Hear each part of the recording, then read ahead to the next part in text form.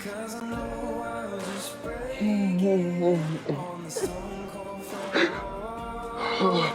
It's gonna make me cry. Oh my god. Okay, hi everybody. Thanks for coming back if you've been here before, or hi, welcome if you're new. My name is Mickey. I'm a therapist and we talk about therapist-y things on this channel. Today we're talking about Love is Blind again. My initial plan for this was to release weekly episodes or like weekly videos, or one video per episode that Netflix released because Netflix put on their little thing, their little graphic, new episodes coming weekly.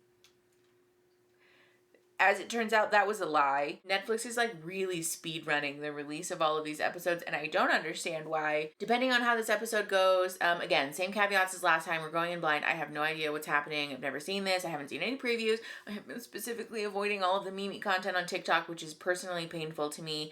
I'm very excited to be in the know. I want to know what happens. So depending on how this episode goes, we may or may not make this like a shorter one, or try and condense this with some of the other episodes so we can like get it moving, like I want to know, you guys want to know, like let's get this show on the road. But we'll see how this goes. Also plug, if you haven't seen the other episodes or the other videos that I have done about the season 2 or the videos that we made about season 1, I will put the playlist up here. That's it. Let's watch the thing. I don't want that. Well, good thing it's not saying there. Oh, I'm glad that I don't pay you for production assistance. Yeah, just for everything else. All right, Aaron is watching with me again because this is fun for us, and you guys don't seem to mind his commentary. So everybody say hi to Aaron. Hello. We don't have wine this time, but I have coffee. I'm going in dry. Cute. I don't have to pee. I don't have to pee. I just wanted you to know that I do have deep feelings for you.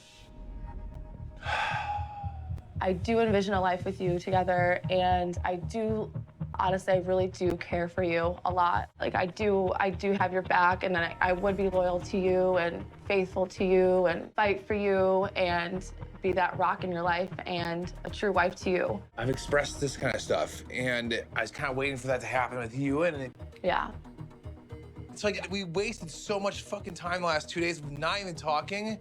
I wished you would have said that like No, I know. days earlier now, and it's like I felt the same way. I just wish we had that fucking time back the last couple of days. I know. I took a back seat. I regret it. I don't even know what to think right now. Of God. And again, like we can like keep this private, like so it doesn't. Oh, trust me, it's not gonna fucking listen. That's not for anyone else's business. You have. It's on a TV show. Oh my God. Okay, so I'm like really trying to keep my mouth shut because I want to make this episode shorter, but I can't help it. Okay, so I think there's a lot to unpack here because we talked about this in the first episode. This is the reason that I am such a sucker for all of these shows, because on a human level and even as a clinician, like I just love love. And even though as a person, if I ever interacted with Shane or Shayna in real life, I don't think we would be friends. I don't think that we would just like vibe or like one another. I don't like dislike them though. You know what I mean? Like I still want them to be happy, and it hurts my heart to think that like somebody made the wrong decision and now there's like this cascading like domino effect of a whole bunch of people's lives being negatively impacted and people's feelings being hurt, and it just like it hurts my heart and it makes me so sad. But the other thing about this that I think is very important for us to acknowledge is that this is again a reason that I take issue with the way that Netflix has organized and arranged this show, because there's this attitude of like, Shane said this multiple times, like, I wish we had those couple of days back. And like, you can just go date like normal people outside of this experiment. Just tell everybody involved, I'm done.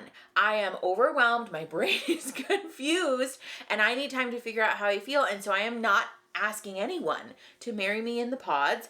And we are going to like date like normal people outside of the pods. And if somebody is not okay with doing that, then maybe they're not your person. And not that that's like an easy answer, like there's still a lot of fear and like it's scary to do that. I get that. But I think this attitude and this fear that Netflix instills in the participants of this show, because like you have to make a decision by the end of the 10 days or you don't get to go on the trip or be part of the thing, is, in my opinion, a contributing factor to people making decisions that are not the safest decisions, not the smartest decisions, and maybe decisions that aren't aligned with people's core values or like what they really want. Like Shayna talked about feeling like maybe she said yes to Kyle and that was not the right decision. Again, I'm curious about whether she would have done that in an environment outside of the pods that isn't time sensitive, that isn't like all whipped up with this emotional manipulation. So that bothers me a lot. The other thing about this that's very frustrating to me is that Natalie is this person who is now this innocent bystander who doesn't know this, and who these people are talking about, we're going to keep this a secret and we're not going to talk about this.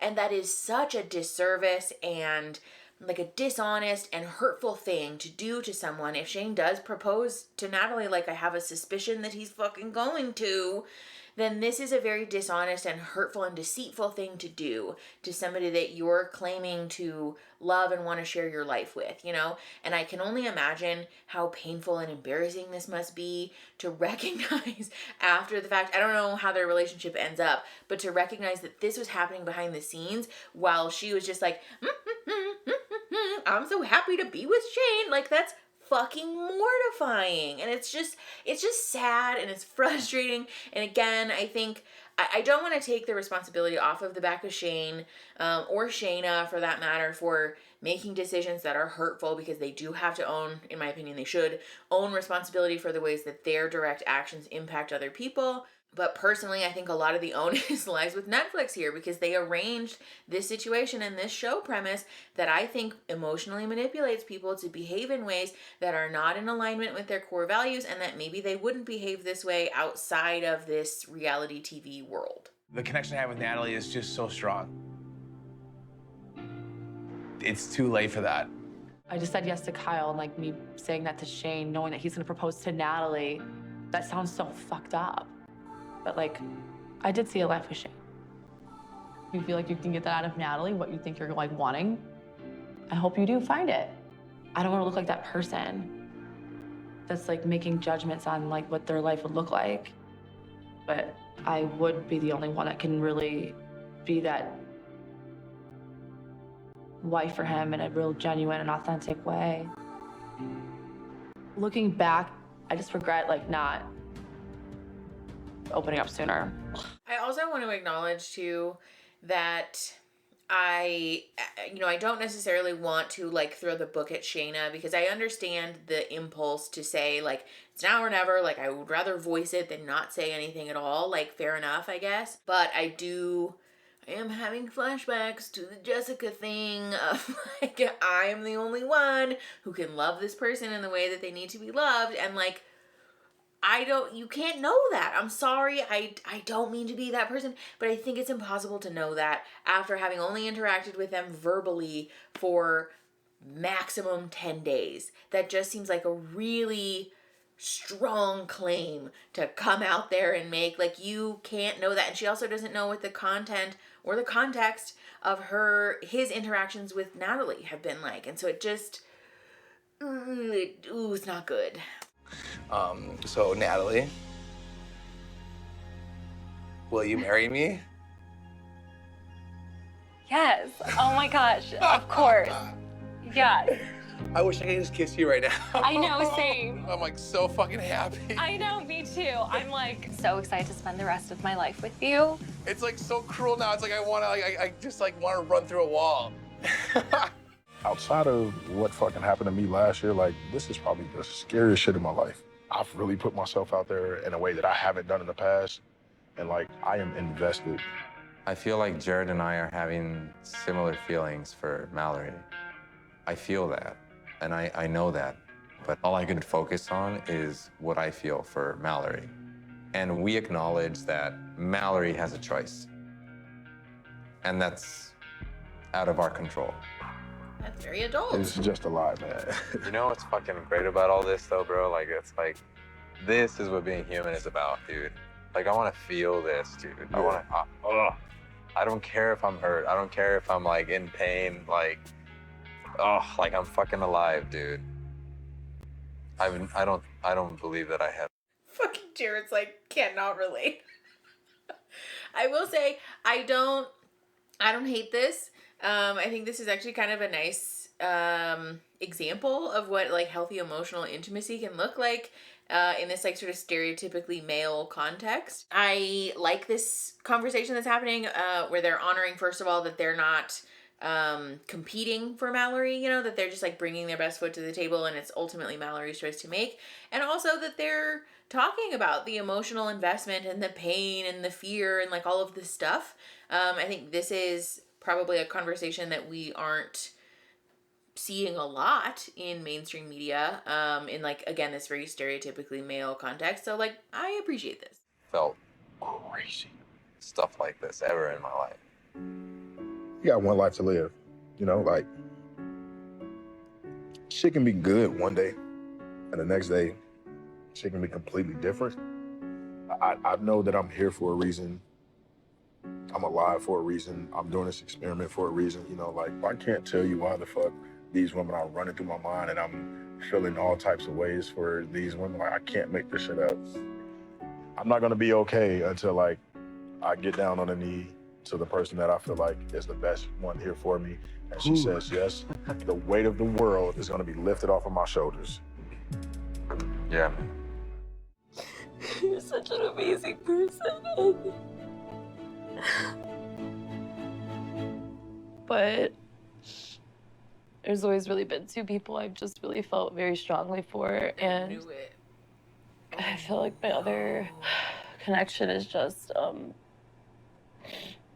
I feel like I'm just drawn more to that. I'm glad. I appreciate her being honest. It's just painful. Are you okay? No. Jared. It's not okay. No, I'm not. Good for you, Jared. I never thought that I'd be in this position. I didn't want to hurt anyone else. I didn't want to make anyone feel like that.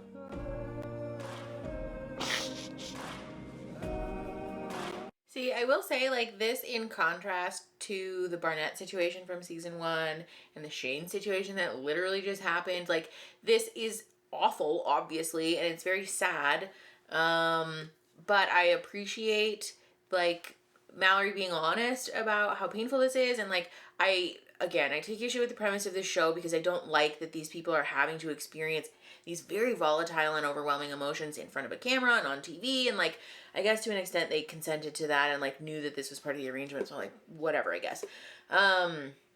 But I appreciate, like, the emotional disclosure there in that she's, like, really honoring how shitty this is, you know, that she cares a lot about Jared and she cares a lot about Sal, and she's like recognizing the impact that this has on another human being. This feels very different than the way that Shane approached the situation with Natalie and Shayna, and the way that Barnett approached the situation with Jessica and Elsie, and like, I don't even remember whoever the fuck else he was stringing along in the person he fucking married, Amber. She's forgettable. But so, like, not that it's good that she's crying or anything, but I think this is, like, more of a human moment, I guess, and I appreciate being able to see, I guess, that at least there are some people in this experiment that are honoring the very real impact and, like, potential trauma that this has on the lives of other people. 'Cause I know I was just breaking on the stone cold floor. It's gonna make me cry. Oh my God. I can't go anymore. You want privacy? Yeah. Okay. I'm here for you, so great. Days I could. That was nice. I tried all that I should. Jesus, like, okay, here we go. Sad, happy, sad, happy. Hi, oh my God. I should make this walkway shorter. Okay. When I was walking down that hall and I saw Natalie, everything's just sweating like crazy. I'm like, I gotta kiss her right away before I start sweating all over her face. I mean, fair enough, honestly. Obviously, I've been, you know, dating you and 14 other women I know. But I know you've had a connection with Mallory. yeah, I had a strong bond with both of y'all. Like, I've literally been going back and forth every day. And so I did. I had a date with Mallory earlier, and I like asked a question. If I was to propose to you, how would you feel? You know, and she pretty much told me like, our connection is cool, our connection is strong, but I feel strongly about someone else. I didn't get the response that I wanted, you know? I also don't want you to feel like you're second fiddle, because I still envision, you know, what marriage would be like with you. I can't help but to think, like, if Mallory had said yes, that you would have proposed to her. And I don't know how I feel about that. I mean, my feelings for you don't just subside in I know that, a couple hours. But I deserve someone who wants to be certain about me. And I feel like this whole process is all uncertainty. And I feel like that's why I was going back and forth every day.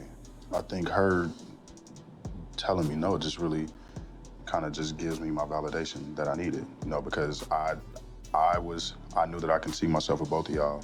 And I think her telling me no, like it makes my decision easier.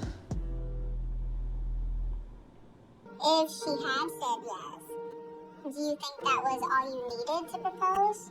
Like it would have, honestly, like I just would have, it would have been a... Oh, it's so sad.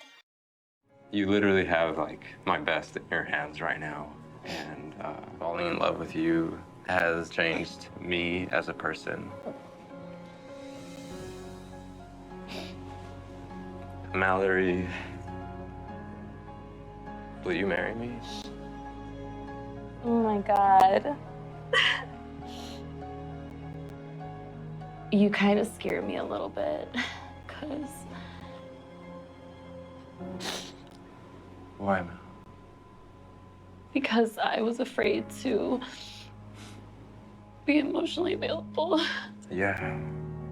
But I don't want to run from that anymore. Yes, I will marry you. Okay, she may be really bad at playing games, but I do like them. Oh, we're getting right into it. Yeah, who's this? Oh, this is Kyle and Shayna. I fell in love with Shayna no. through a wall. I see her, and I'm like, shit, I'm a slouch, way out of my league. Imagine you're standing next to like a supermodel. You're gonna feel like a piece of shit. That's how I felt. She told me she doesn't care how I look, but she puts a lot of effort into how she looks. It's crazy. I don't think Her being that attractive and sexy and pretty and cute is all a bonus to what I already loved about her. I'm like scared that like, given her like differences and everything, if it's gonna be a problem. And so I'm just like freaking out. Oh. About what?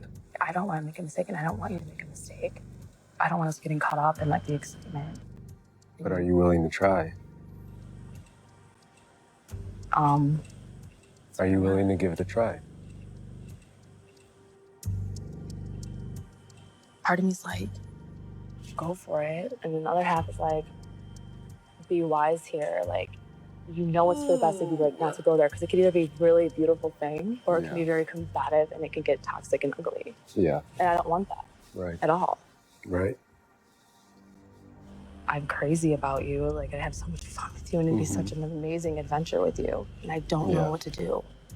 And I'm just being 100% transparent with you. Yeah. Well, we're gonna have to make an effort.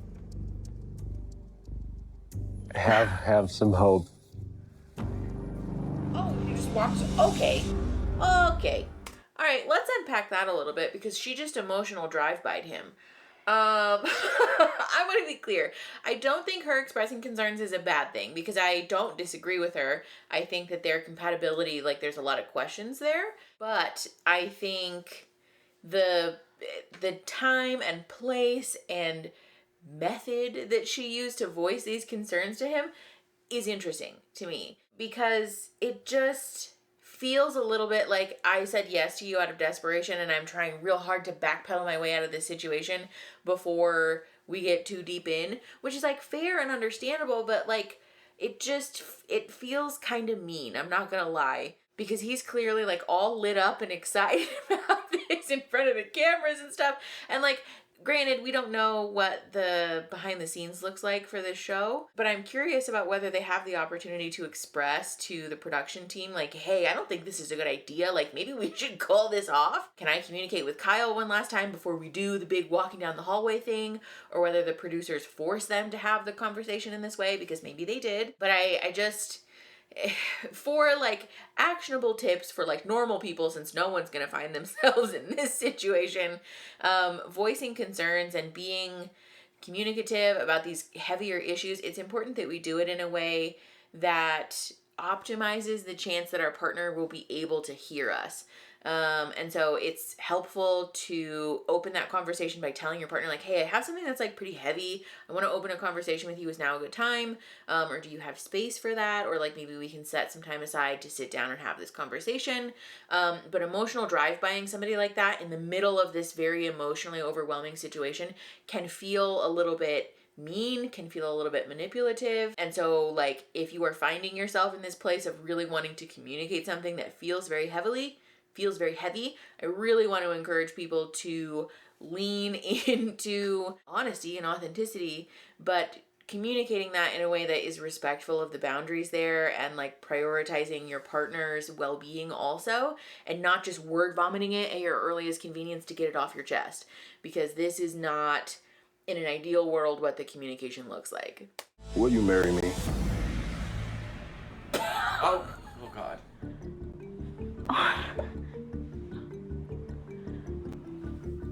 Wow. Okay.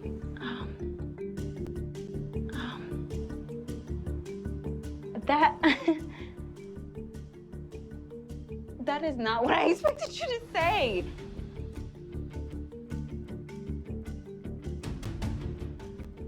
You have no hesitations. I wouldn't be standing right here asking you to marry me if I did. Fair enough.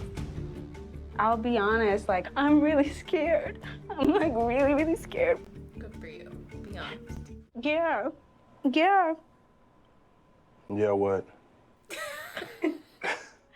Yeah, I'll marry you. Aww. Let's go! I do hope they work out. I like them. Let's Like, go! She number one. I think so too. I hate this fucking show, but I like them. I'm definitely in my head. I'm very attracted to him emotionally, but physically, like, I don't know. I mean, there's nothing wrong with him. It's just, it's not something I can really put my finger on, I guess. Oh boy. I don't know. This is like throwing me off because now I'm like not feeling good about it. And I was feeling really good about it.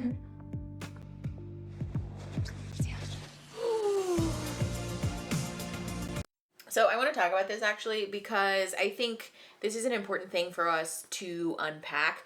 This is like a little bit of crossover with the Fundy videos, where we've talked about the importance of exploring sexual and physical chemistry in relationships before you get married. Not that they're not able to do that here, obviously, because they are, but like the sort of purity culture value of like, we don't do that until we are like serious, you know? I think this just really highlights that the premise of like, does it really matter what your partner looks like?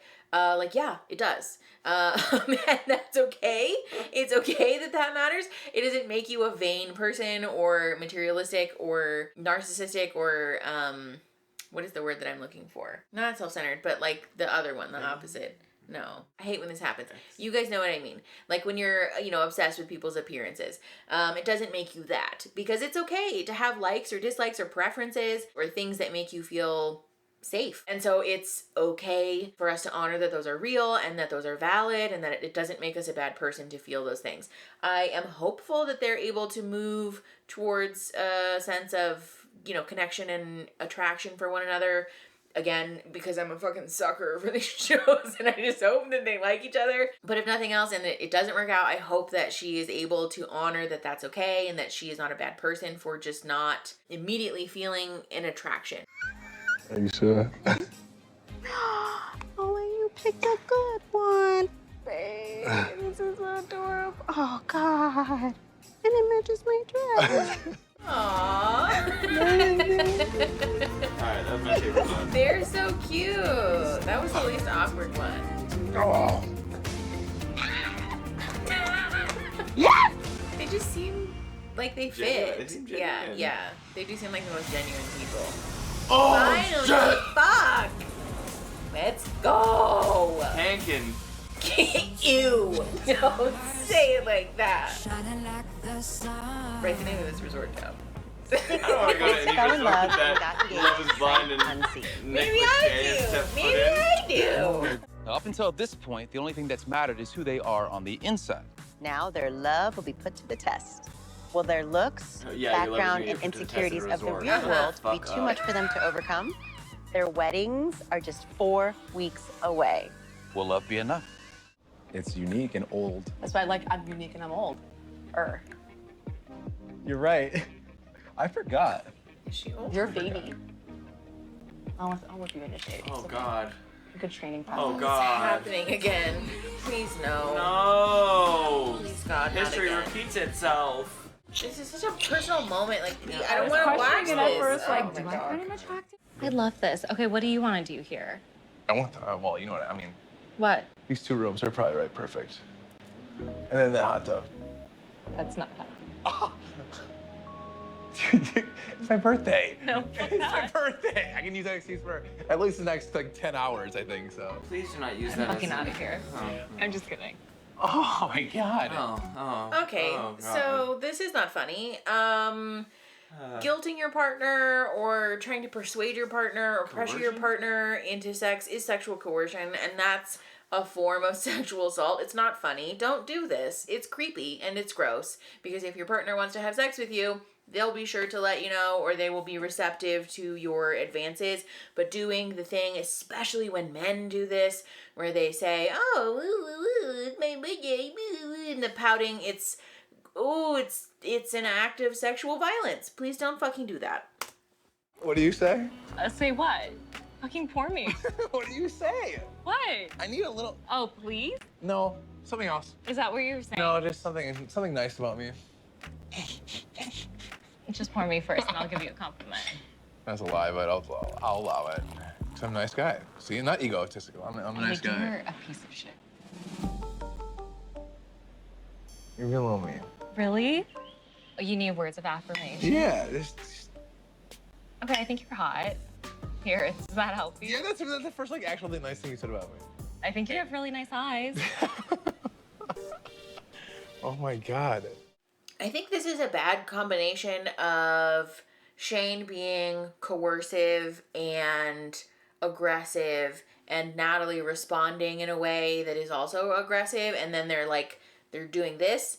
But I want to be super clear, especially like the partner in the relationship who tends to occupy the position of less privilege, in this situation, Natalie, because she's the female partner, responding imperfectly in a situation that feels unsafe and that feels potentially violent is understandable. I have a hard time throwing the book at Natalie for saying things that are not like perfect words of affirmation, or that aren't super validating or kind to Shane when he's doing the thing, like trying to guilt her into having sex with him and being physically intimate with him, especially given that they just met each other. I understand that this experiment is like a different situation because they've, been in the pods and getting to know each other and like whatever, but I think it's very clear, or very important to be clear, that still does not entitle you to someone's body or to anyone's physical intimacy. Like, this is a very clear boundary that people should walk away from, or walk away from this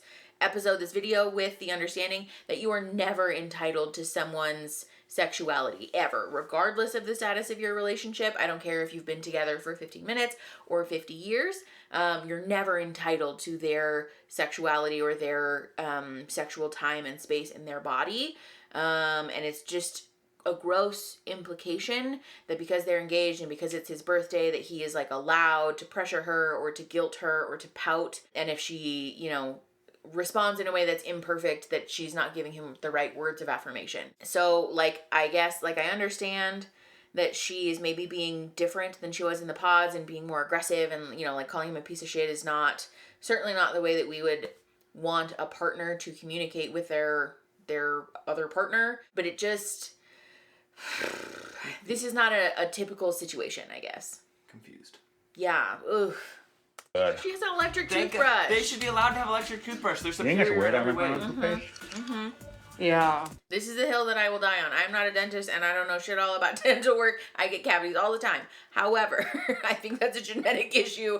Also, I had an eating disorder for a very long time and I roasted my enamel. So that's not necessarily my fault. But electric toothbrushes are the shit. I'm feeling very blessed and happy. God didn't put him there for you. But it's one of those feelings where it's kind of like it's a little too good to be true.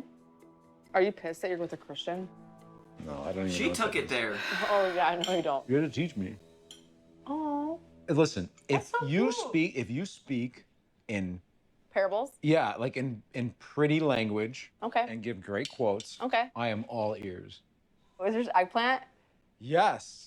I'm so excited about it. I'm actually jealous. We can share. No, I'll no, eat no, it. no, no, no, no. I will eat it for No, you. do not do that.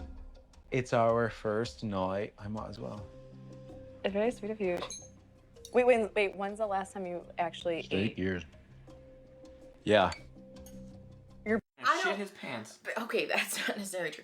I don't want to be the person who reads too deeply into things, but I am wondering if maybe this will become a pattern that is maybe not super healthy for them. It seems like Kyle is overextending himself,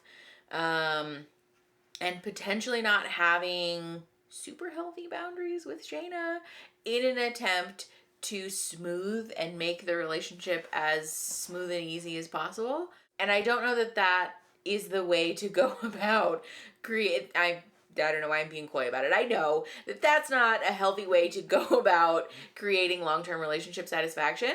If you have to do the thing where you're violating your personal moral code, like eating meat when you're a vegetarian or choosing to participate in your partner's religion even though you don't believe in it in order to make the relationship successful or not conflict free, but less conflict wrought, that's not a good sign about your compatibility. And so it's not a sign that your relationship is successful then. It's just a sign that you're shrinking yourself to make it easier. And that's not what a relationship should look like. It's one of those things where it's like, you're like preparing for the worst, hoping for the best, but you don't want to know the answer, but you know the answer. What? Is she gonna put him through this whole experiment and then ditch him? How is your again? shower? Do you feel better? Hell yeah. I actually am not used to setting boundaries, but I want to do this What does the right that way. mean? Well, again, like Normally what? No, I'm like not used to setting like good boundaries, and like it usually ends up in disaster. Yeah.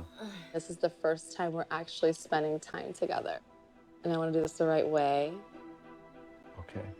I was thinking for like the first night that Yeah. we would spend the night separate rooms. How do you feel about that?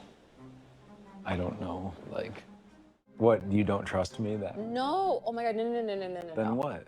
I just want to, Yeah. set boundaries. Yeah. I know you're probably No, like, I just thought oh that God. it's more bonding. 100%. No pressure. No. But I would never think that. I would not choose. Like I would not. but that's like the best time is like be yourself. Right. You know. I know. Sometimes it's all just bad. So. But whatever you think. Are you angry? No. But I didn't expect that. I know. I get it. Do you? So I'll see you tomorrow morning. you're gonna go to your room now. It's 7:40. Oh my God, it's early. Oh my God. This needs to stop. All right. See you tomorrow morning. Okay. Bye. Okay, so let's unpack this exchange because there's a lot of, this is very complex and there's a lot of factors here. I feel like I need a flow chart. So Shayna setting boundaries, I think, and like, you know, being clear that she wants her own space. She doesn't want to spend the night in the same room as Kyle. Fine. I think that's a perfectly valid and understandable boundary to set, especially, again, given the conversation that we had about Shane and Natalie. You're never entitled to share someone's physical space, to be, you know, like touching or intimate with them, or like to have access to their body or their physical self. I get it. And I think especially with like the trust stuff and like there was all of the back and forth with Shane, like understandable. Kyle doing the thing where he says, oh, but you don't trust me? Ew, stop that. It's hard when someone sets a boundary with you to not come at it from the place of feeling insulted. And I understand that. That's very human. I think a lot of people have that immediate impulse to be like, oh my God, this person's setting a boundary with me because they don't trust me or they think I have overreached. Is that a word? I don't know. I've been, too much. And so they're setting a boundary with me as a response to me being a boundary violator, and that feels bad. I really want to encourage people to notice that that's happening for you and validate that you're allowed to feel that way. That's a very valid and understandable reaction, but also sit with that in yourself and give that person the space that they deserve to set the boundary with you and process your emotions on your own time with your own safe people. And then if you really feel the need to have that conversation later, then you can have that conversation at another time. But when your reaction to someone setting boundaries with you is to say, oh, well, you don't trust me, and it reads as coercive, it reads as trying to pressure someone out of setting the boundary, and it can feel manipulative because then Shayna felt pressured to do the thing where she said, oh my God, no, that's not what I meant, and now all of a sudden she's reassuring you about a boundary that she's trying to set, which is actually a very vulnerable and scary situation to be in, especially as the partner who doesn't carry the same level of privilege in that interaction. So like bad, not good. At the same time though, I do feel like this is potentially a warning sign about their compatibility, because wanting to set that boundary and create some physical space for herself, especially around the idea of like physical intimacy at bedtime and sleeping in the same bed. Again, understandable and I get it, but I am wondering if this is more so a reflection of Shayna not being attracted or not being in love with Kyle and not knowing how to say that, especially now that they're in Mexico, they're doing the thing, and she is just not either comfortable or able or doesn't have the skills to say, listen, bud, you're not it. And so she's trying to like tiptoe around the issue, which in my opinion is not a kind decision to make. It's not the most respectful decision to make, and we don't know that that's what she's doing yet, but I think if it is, that we are gonna run into some fucking trouble because they're probably all gonna meet each other, And I also am curious about to what degree she's really bought into the process then, because spending some platonic time together, fully clothed, away from one another, like in, your own safe, comfortable physical proximity, talking and getting to know one another when the cameras are away would probably be a good way to feel out, is this a person that I want to be here with or not? And so I think it's fair to say that there's probably an opportunity for them to have gotten to know each other a little bit better that still would have allowed her to preserve that boundary and to sleep in her own room and create that feeling of safety, but without like fully removing herself from that situation altogether. But again, I also want to honor though that we don't know to what degree the producers are forcing people, like, you said yes to the proposal and so you're on this honeymoon until it's over kind of a thing. It's just all bad, and I think there's like so many issues of power and control here that are problematic, and I think, again, my question is about whether people would choose to make these decisions outside of the show and outside of this arrangement, and whether people are behaving in ways that violate their core values, because this feels bad, it feels wrong, and it just feels icky to me. I just feel like we're both passionate about what we believe in, and we're both not going to change. I feel like I do know in my head what I should do.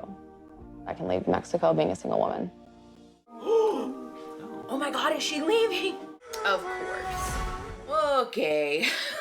I am hopeful that we can cut this one down into a little bit of a shorter episode. This actual episode was very, very long. There wasn't really a lot of substance here. It really felt like they were just tying up loose ends so we could get to Mexico, which, like, honestly, fair enough. I'm really fucking done with the pods.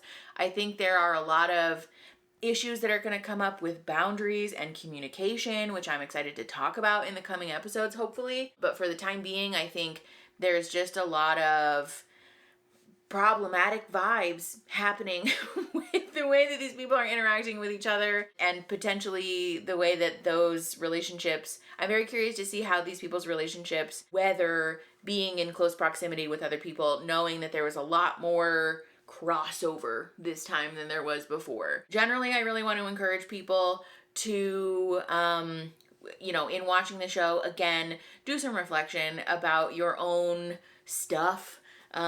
Because this show, again, I think is just like a glowing, blinking red light for what relationships should not be. And I want to be clear, it's not that these people, you know, it's impossible for them to have real relationships, or that, you know, I'm not saying that they're not really in love or that they're unhealthy, but I think when we talk about real life relationships outside of this experiment, I really want to caution people from using this show as like an instruction manual for what you're structuring your relationship norms to look like, because this is very much not that. And it's a nice opportunity for us to talk about what good relationship norms do look like, because it's like the opposite of Love is Blind in a lot of ways. If you like this video, do the little thumbs up thing, and then leave me some comments letting me know what your guys' thoughts and feelings are. Try not to leave spoilers in the comments if you can. And subscribe to the channel. We make reaction content like this, and also a cute little educational moment every now and again. And share the video to help the channel grow and to help each other grow. And I will see you guys next Saturday, maybe next Friday, for more Love is Blind, if I can get it edited in time. Next Saturday, for sure. Okay, bye. You know what I mean, if we can get it edited in time. Also, turn on notification bells. Okay, bye. Wow, that's gonna be a mess.